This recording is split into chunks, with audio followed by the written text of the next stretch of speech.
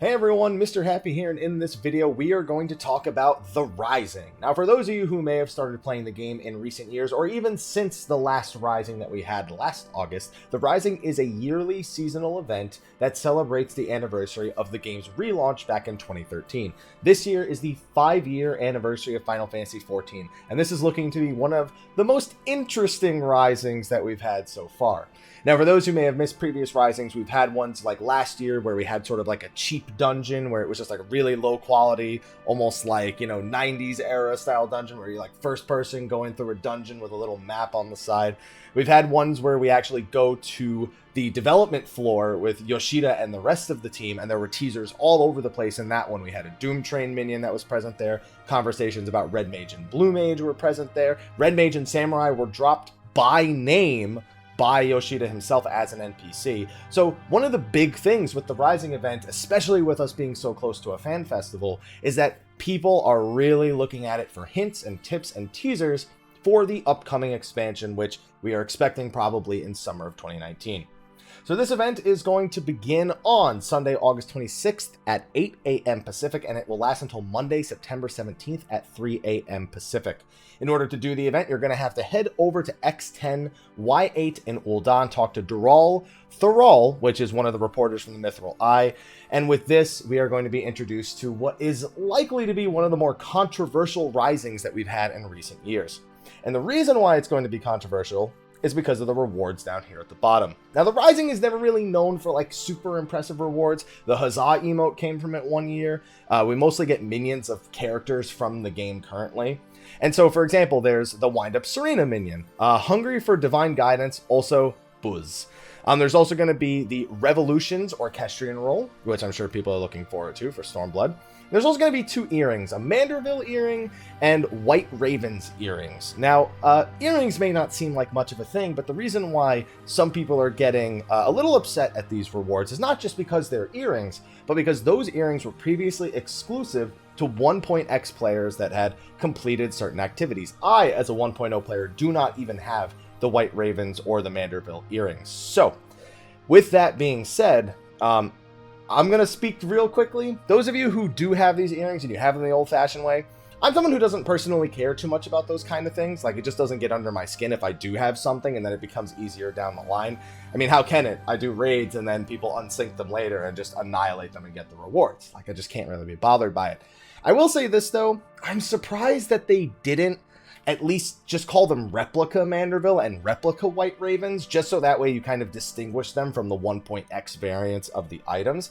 And I wouldn't be surprised if they were to do that at some point, but I guess because these items are already available in the game, they just figured it would probably be the easiest to just literally lift that item code and just throw it into something else. So take with that what you will. I'm sure that's going to be a huge talking point in the comment section of this video. For me, there's a more interesting talking point, because nowhere here does it say what the actual event is. However, I am someone who very regularly finds information on Reddit or through Discord of data mined information, and I try not to talk about it too much, but I am going to talk about it right now. So if you don't want to have the event spoiled and what the event is going to be, I would ask that you now turn off the video, like, favorite, subscribe, and share, all that stuff, and I'll see you next time. But if you do want to know what the event is, you've been warned, I'm going to tell you, and it's spoilers. So, this image right here is an image of Dalamud behind the city of Ul'dah. We have some Garleans running at us and some big old Malboros with 5 Warriors of Light. Or, I think, yeah, I can see one kind of shadow in the back, although that might actually be the Wandering Minstrel. I can see a Dragoon, a Warrior, a Bard, a White Mage, and can't tell what that person in the far back actually is. That actually might be the Paladin. I can't really tell. It's like a shadow in the back. This is referencing an event from 1.23c, I believe it was. After they said, you know what, we're no longer going to be saving server data, let's just go crazy and unleash hell into the main city of Ul'dah, and into the main cities in general.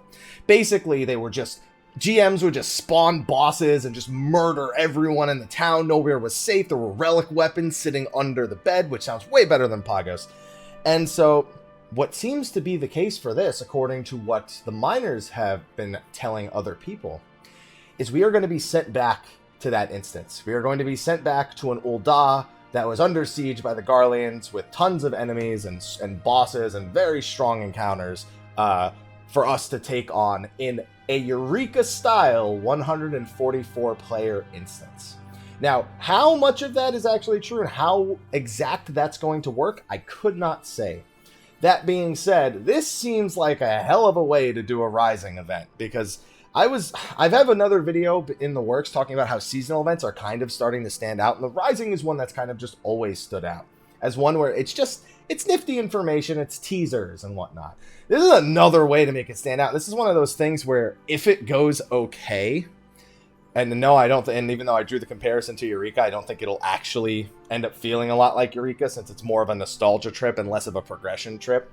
I just wonder how you follow it up next year. Like, what is the next step? You know, how do you keep celebrating anniversaries? But for the 5th year anniversary, the Calamity returns to Ul'dah.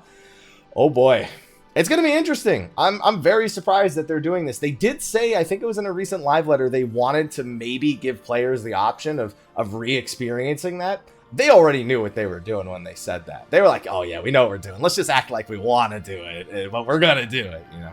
So hopefully those of you are looking forward to the upcoming Calamity in Ul'dah and getting at least a little bit of a taste of what 1.23c had right before the servers were shut down and Dalamud came crashing down and we got that 2.0 trailer.